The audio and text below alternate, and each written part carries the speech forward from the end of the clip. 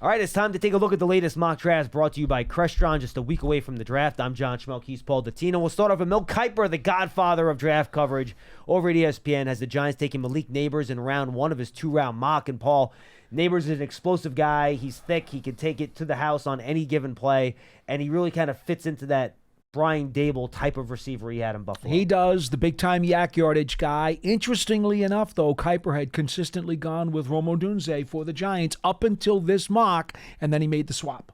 And in round two, the Giants trade up to select Bo Nix, the quarterback out of Oregon, going up to, all the way to pick 33 here, Paul. Nix lasts until round two, and the Giants go up and they grab him. Yeah, I'm a big Knicks guy. You know that, John. A lot of folks think he could go late first round because you get that fifth-year option, so some teams might try to go up there. If the Giants go and get him here, the things they got to worry about is polish with his feet. He's got a little bit of mechanics issues, but I think that can be cleaned up. And the other criticism he gets a lot is that he's a system quarterback.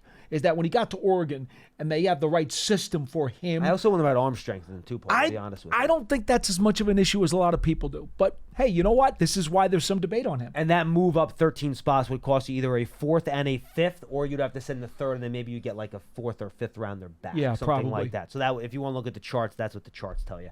Then we'll go to CBS. Chris Trapasso did a 7-round mock.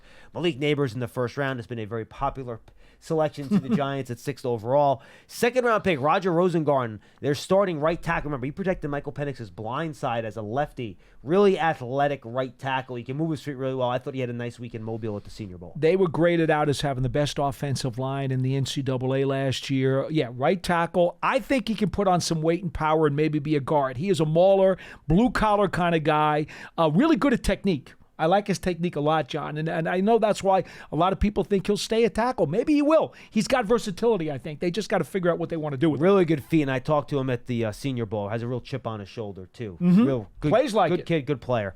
Third-round pick, Jonathan Brooks, running back out of Texas, coming off that ACL, Paul. But if you didn't have that, he'd probably be the first running back off the board. To get him at pick 70, that's pretty good value. We've talked about him before. Can certainly run the outside zone, and he's got really good hands. There's not a lot to pick apart with him other than the injury. Go corner in round 4. Andrew Phillips, cornerback out of Kentucky, can play slot, can play outside. Not a ton of ball production in college, but he certainly has the athleticism to stick with offensive wide receivers. The variables there, he's only been a starter for a little more than 1 year. I believe 4 games in his previous year as a starter. That's it. So he's got a lot of learning to do. He's kind of raw. He also needs to build up his strength some. Bub Means, Pittsburgh wide receiver in round 5, Paul. This guy's got some speed to him. Runs, what did I write down here? It was in the sub 4.43 is what I finally jotted down. But interesting, from Tennessee to Louisiana Tech to Pitt.